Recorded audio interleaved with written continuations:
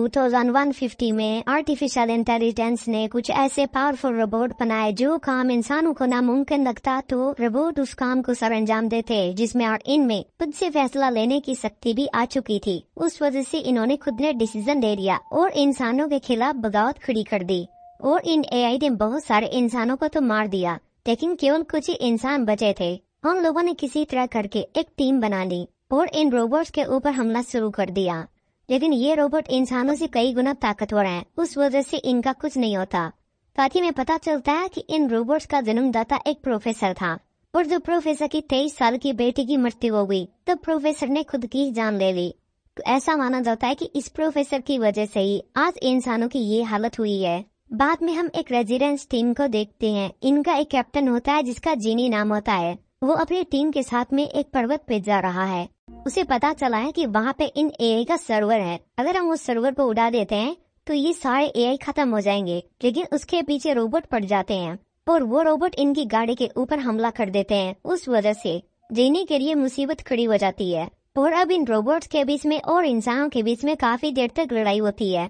लेकिन तभी एक रोबोटिक डॉग इनकी गाड़ी का टायर खोल देता है। गाड़ी का टायर खुलते ही गाड़ी आउट ऑफ कंट्रोल हो जाती है और ये सभी पहाड़ से नीचे गिर जाते हैं और इनमें से कई ऑफिसर भी मर जाते हैं। जो ऑफिसर जिंदा बच गए थे, जिन उन्हें यहाँ से जल्दी से निकलने को कहता है, लेकिन ये रोबोट डॉग यहाँ पर भी पहुँच जाते हैं और इन सभी ऑफिसरों को मारने लगते हैं। तभी हम देखते हैं कि कोई अनजान लड़की इन डॉग्स को मार देती है और ऑफिसरों की जान बचा लेती है। लेकिन तभी यहाँ पर एक और शिप आता है और ये भी ऑफिसरों को देखते ही इन पर हमला करने लगता है। तभी ये अनजान लड़की इन सभी ऑफिसरों को जमीन के अंदर बंकर में उतार देती है और जब शिप को यहाँ पर कोई नजर नहीं आता है तो शिप यहाँ से चला जाता है। इधर सभी ऑफिसर एक जाल में लटके हुए थे। इन्हें यहाँ पर एक लड़की मिलती है, इसका नाम एक्सिन था और एक्सिन ने इनकी जान बचाई थी। एक्सिन इन्हें अपने बारे में बताती है कि ये डॉक्टर जीरोन की बेटी है और फिर ये सभी ऑफिसरों को यहाँ पर खाना खिलाती है। आज की रात सभी ऑफिसर एक्सिन के बंकर में ही रुकते हैं और फिर सुबह होते ही यहाँ से निकल जाते हैं। लेकिन ऑफिसर जैसे ही बाहर निकलते हैं तभी इनके सामने रोबोट आ जाता है और इन ऑफिसरों पर हमला कर सभी को मार देते हैं। एक गोली जिन को भी लग जाती है और ये यहीं पर गिर जाता है। इसके बाद रोबोट एक्सिन के बंकर के गेट पर भी हमला करते हैं और इसे तोड़ने लगते हैं। तभी बंकर के अंदर से एक्सिन निकलती है और ये अपनी मोटरसाइकिल से रोबोट को टक्कर मारकर इन्हें नीचे गिरा देती है और फिर ये जिन को भी अपनी मोटरसाइकिल पर बिठाकर यहाँ से भागने लगती है। तभी एक शिप फिर से इनके ऊपर हमला करता है। एक्सिन ये देखकर और तेज मोटरसाइकिल चलाती है और ये देखती है कि आगे रेत का तूफान आ रहा है, तो फिर ये अपने मोटरसाइकिल को लेकर रेत के तूफान के अंदर चली जाती है। इस तूफान में शिप एक्सिन और जिन को ढूंढ नहीं पाता है और ये इधर उधर घूमता रहता है। तभी एक्सिन शिप पर हमला करती है और इसके अंदर बैठे रोबोट को भी मार देती है। रोबोट के खत्म होते ही शिप नीचे गिरता है और गिरकर ब्लास्ट हो जाता है। अगली सुबह हम देखते हैं कि जिन की हालत बहुत खराब है, लेकिन इसे कैसे भी करके मेजोम पर्वत पर पहुंचना था क्योंकि जिन के पास एक वायरस बम था जिसकी मदद से मशीनों को तबाह कर सकता है। लेकिन तभी जिन बेहोश हो जाता है। ये देखकर एक्सिन जिन को लेकर एक गाँव में जाती है, लेकिन इन्हें गाँव के अंदर कोई भी नहीं मिलता है क्योंकि मशीनों ने यहाँ के सभी इंसानों को मार दिया था। एक्सिन जिन को पानी पिलाने की सोचती है, लेकिन जब इसे यहाँ पर कहीं भी पानी नहीं मिलता है तो फिर इसे जिन को गटर का ही पानी पिलाना पड़ता है। तभी हम देखते हैं कि कुछ लोग इस इलाके से होकर जा रहे थे। इनके साथ एक औरत भी थी जो प्रेग्नेंट थी।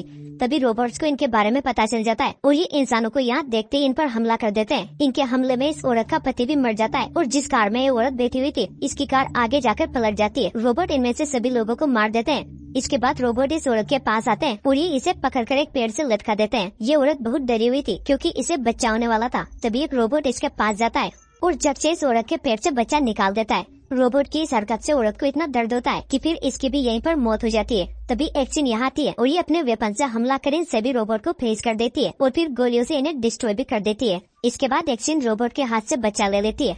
तभी जिन भी यहाँ जाता है और ये देखते है कि ये बच्चा तो मर चुका है, लेकिन बाकी रोबोट्स आके इन्हें डिटेक्ट कर लेते हैं कि यहाँ पे इंसान है। उस वजह से इन दोनों को बाइक लेके यहाँ से भागना पड़ता है, लेकिन वो रोबोट्स इनका पीछा ही नहीं छोड़ रहे थे और इनके ऊपर ताबड़तोड़ गोलियां चला रहे थे। ये पहाड़ों में बहुत दूर आ जाते हैं जहाँ पे सेना की एक टुकड़ी थी।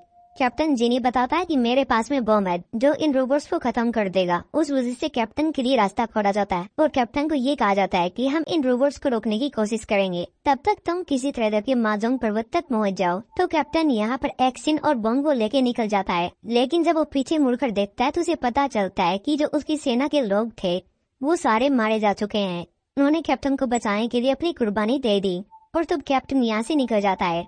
तो कैप्टन यहाँ से माजोंग पर्वत पे पहुँच जाता है जहाँ पर एक खुफिया जगह थी। यहाँ भी ये रोबोट इन्हें डिटेक्ट नहीं कर पाते। कैप्टन यहाँ पे आते ही जनरल से मिलता है और जनरल को बताता है कि मैं वो बम लेके आ चुका हूँ जो इन सारे एआई को खत्म कर देगा। जनरल पूछता है कि तुम्हारे साथ ये लड़की कौन है। कैप्टन बताता है कि ये एक सिविलियन है और इसने मेरी बहुत ज्यादा मदद की है। जनरल यहाँ पे इस लड़की के गले में नेकलेस दे दिया था। इस नेकलेस के अंदर उसके पिता की फोटो थी और ये उसका पिता प्रोफेसर है। जनरल बॉर्नेलन चाहता है कि तुम्हारे पिता ने इस एआई को बनाया था, वो खुद तुम मारा गया और उसने हमारे लिए देखो क्या छोड़ दिया। काती बोलता है कि अगर तुम हमारी मदद करना चाहती हो तो हमारी आर्मी को ज्वाइन कर सकती हो, लेकिन एक्शन बोलती है कि नहीं, मैं बस यहाँ से घर पे जाऊंगी। और वो आराम करने के लिए एक जगह चली जाती है। तब यहाँ पे जनरल कैप्टन को एक जगह लेके आता है जहाँ बताता है कि हमारा ये सबसे बड़ा सर्वर है और हम यहीं से रह के काम कर रहे हैं। जनरल यंग कैप्टन से पूछता है कि क्या उस लड़की को हमारे प्लान के बारे में पता है, तो कैप्टन हाँ में जवाब देता है। साथ ही कैप्टन ये भी बोलता है कि वो बस हमारी मदद करना चाहती है। तो जनरल बोलता है कि फिर वो रेजिडेंस आर्मी को ज्वाइन क्यों नहीं करना चाहती। तो कैप्टन इस बात का जवाब देते हुए कहता है कि उसके पिता की आखिरी इच्छा थी कि वो किसी भी ऑर्गेनाइजेशन से ना जुड़े।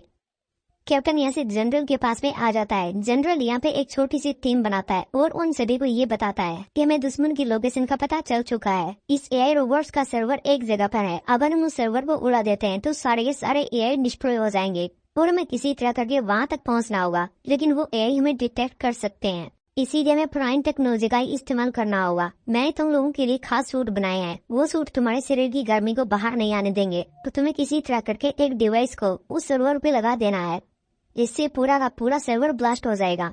यहाँ पे कैप्टन एक्सिन से भी मिलता है। वो एक्सिन को बोलता है कि तुम भी ये सूट पहन लो और हमारे साथ शामिल हो जाओ, लेकिन एक्सिन साफ साफ मना कर देती है कि मैं तुम्हारे साथ नहीं जाने वाली। जनरल जिन और रेजिस्टेंस हेडक्वार्टर ने जाकर बताता है अगर ये तबाह हो गया तो रेजिस्टेंस भी पूरी तरह से खत्म हो जाएगा। डॉक्टर जोरांग की बनाई हुई ट्रेन रॉन्ग चिप के कारण आज एआई रोबोट इंसान से ज्यादा समझदार और ताकतवर हैं, जो कि हमारे लिए बहुत खतरा साबित हो सकते हैं। जनरल एक मीटिंग में सब रेजिस्टेंस ऑफिसर को बुलाकर कहता है हमें हर हाल में एआई को खत्म करना होगा, क्योंकि हम इंसानों को के जुल्म से बचा सकते हैं। फिर सब एआई सोल्जर से जंग की तैयारी कर रहे होते हैं तो एनेक्सन जिन से कहती है मुझे घर वापस जाना है। जिन सोल्जर के साथ उसे माजोंग पहाड़ी से बाहर छोड़कर रेजिस्टेंस वापस लौट आता है। इसके बाद जिन सोल्जर को साथ लेकर एआई मीन्स पर लॉन्चर से हमला कर देता है। उसी वक्त एआई रोबोट भी उन पर हमला कर देते हैं। उधर जनरल और जिन पैराशूट के जरिए एआई मीन्स के अंदर घुस जाते हैं तो एआई रोबोट उन पर हमला करने की कोशिश करता है, लेकिन जिन तलवार से उसको मारकर आगे बढ़ता है तो एक बहुत बड़ा रोबोट उसे अपने हाथों से ऊपर उठाकर मारने वाला होता है। तो उसी वक्त उसके सोल्जर रोबोट पर हमला करके उसे मार देते हैं। जिन रोबोट के हाथ से छूटकर खाई में गिरने वाला होता है कि अचानक एनेक्सन जहाज से वापस आकर जिन की जान बचा लेती है। वो उसे कहता है मुझे एआई के रोबोट के पास छोड़ दो, मैं उनसे आखिरी दम तक लड़ता रहूंगा। जिन ऊपर पहुंचकर रोबोट पर फायरिंग कर रहा होता है। उसी वक्त एक बड़ा रोबोट उसे मारकर नीचे खाई में फेंक देता है। ये सब कुछ एनेक्सन अपनी आंखों से देख रही होती है, लेकिन उसे बचा नहीं सकती। फिर एआई का जहाज एनेक्सन के जहाज पर हमला करने लगता है। एनेक्सन एआई के जहाज पर अपने जहाज से टक्कर मारकर खुद जहाज से बाहर निकलकर एआई मीन्स में घुस जाती है और वो जहाज तबाह हो जाते हैं। एनेक्सन मीन्स में इंटर होने के लिए बहुत से मुश्किल सिक्योरिटी ऑब्स्टिकल पास करती है। जब एआई के मीन्स में पहुंचती है तो उस पर रोबोट हमला कर देते हैं। एनेक्सन अपनी तलवार से उन पर वार करते हुए उन्हें खत्म करके आगे बढ़ती है। फिर एआई मीन्स को अपने कंट्रोल में लाने के लिए बम प्रोग्राम का इस्तेमाल कर रही होती है। उसी वक्त एनेक्सन का डैड डॉक्टर जोरांग एआई स्क्रीन के जरिए उससे बात करके कहता है इंसान बनने के बाद भी तुम खुश नहीं हो, क्योंकि मूवी के स्टार्ट में ही एक हादसे के कारण एनेक्सन की मौत हो गई थी। तो उसके डैड बिल्कुल उसकी शक्ल जैसी एनेक्सन एआई रोबोट को बनाया। ये वही एनेक्सन एआई के द्वारा बनाई हुई रोबोट ही है। फ्लैशबैक में दिखाया जाता है कि डॉक्टर जोरांग एआई नेटवर्क के जरिए रोबोट बनाए। उन्हें रोबोट को कंट्रोल करने वाला सीमू रोबोट डॉक्टर जोरांग से पूछता है सारी जिंदगी रोबोट इंसानों के काम आए, लेकिन फिर भी ये उनकी कदर नहीं करते। रीमो रोबोट डॉक्टर जोरांग से कहता है हमें रोबोट को इंसाफ दिलाने के लिए कुछ करना होगा। डॉक्टर जोरांग उसे जवाब देता है मेरी ट्रेन रॉन्ग चिप के जरिए तुम इंसान जैसा ऐसा सोचने लगे हो, लेकिन हम रोबोट के लिए कुछ ऐसा काम नहीं कर सकते क्योंकि ये एक मशीनरी है। उसी वक्त सीमू ने डॉक्टर जोरांग को खुश करने के लिए एनेक्सन की शक्ल जैसी रोबोट बनाकर डॉक्टर जोरांग को सरप्राइज देता है। डॉक्टर जोरांग सीमू से कहता है भले ही इसकी शक्ल मेरी बेटी जैसी है, लेकिन फिर भी ये एक रोबोट है। सीमू जवाब देता है हम इसे